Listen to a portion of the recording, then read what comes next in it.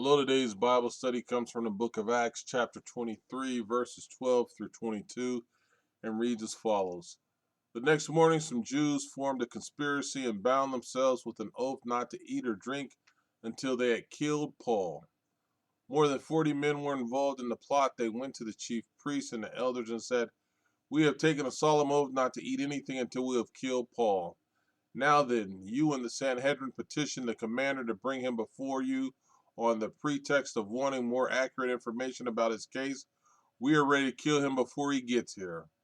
But when the son of Paul's sister heard of this plot, he went into the barracks and told Paul.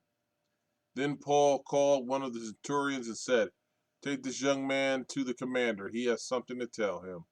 So he took him to the commander. The centurion said, "Paul, the prisoner, sent for me and asked me to bring this young man to you because he has something to tell you." The commander took the young man by the hand, drew him aside, and asked, "What is it you want to tell me?"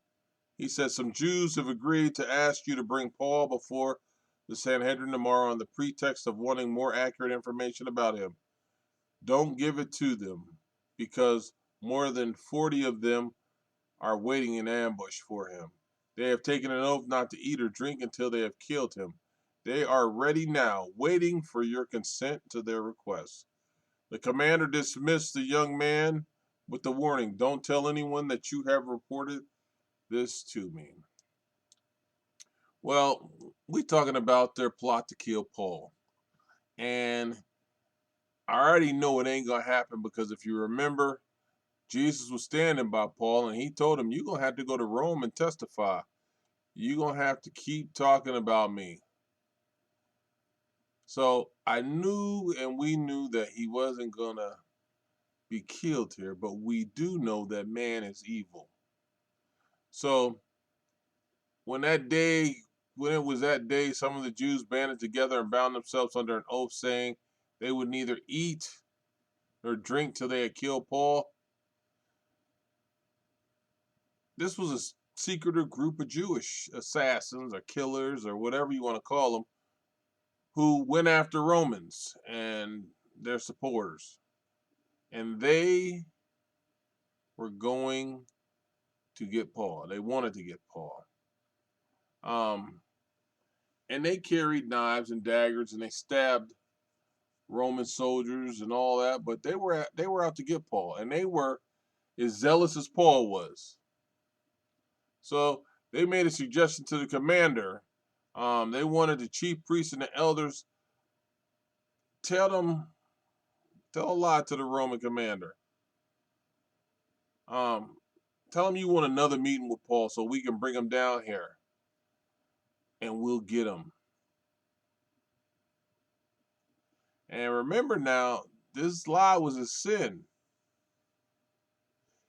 And remember, they committed to the law of God, but they were happy to sin. They were happy to do this. They had plots against Paul. And when Paul's nephew heard of their ambush, first of all, this didn't happen by chance. Like I said, we already knew Paul was going to be in Rome, so I knew that the Lord was going to provide and protect him. And Paul's nephew, Paul's nephew was there. Now, Paul was locked up for committing zero crimes, yet he was a prisoner. And it was probably because of the uproar. They probably thought he was some kind of, I don't know, he was going to have a revolt or something. But they wanted to discover all the facts of this situation, this case, which Paul was in jail for, once again, for not committing a crime. So he called for the two centurions and everything else, but Paul, and I'm jumping ahead just because I'm a little hyped up, but he said, let me get back to it. The commander took the young boy by the hand and drew him aside and asked, "What is it you want to tell me?" So Paul's nephew was talking to the commander. And what he told him, he told him what he knew, what he heard. These Jews have agreed to ask you to bring my uncle before the Sanhedrin tomorrow with fake news on a fake that they want a more accurate information about his case to be presented. But don't let them do that, because there are some men trying to kill him, and they're waiting in ambush to kill my uncle. And they are so serious that they took an oath that they won't eat or drink until my uncle has been killed.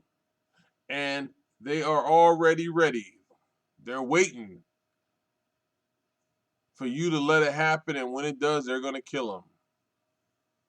So the commander, he let Paul's nephew go, but he gave him a warning, and it was more of a protection warning than anything. It says, don't tell anyone that you have reported this to me. And whatever the commander's reasoning for doing that, and we'll see, but whatever his reasons were, one, he was protecting the kid, because if he had said that out loud to somebody, they probably would have killed Paul's nephew. And two, the kid, he must have believed him, because he wouldn't have told him not to tell anybody else. So God used his nephew to reach this commander to help Paul out. And like I said, Paul was already protected, because if you look at 23:11, he still had to go to Rome. So thank God for protecting us. And he told Paul, you was going somewhere else, so this ain't the end anyway. Amen.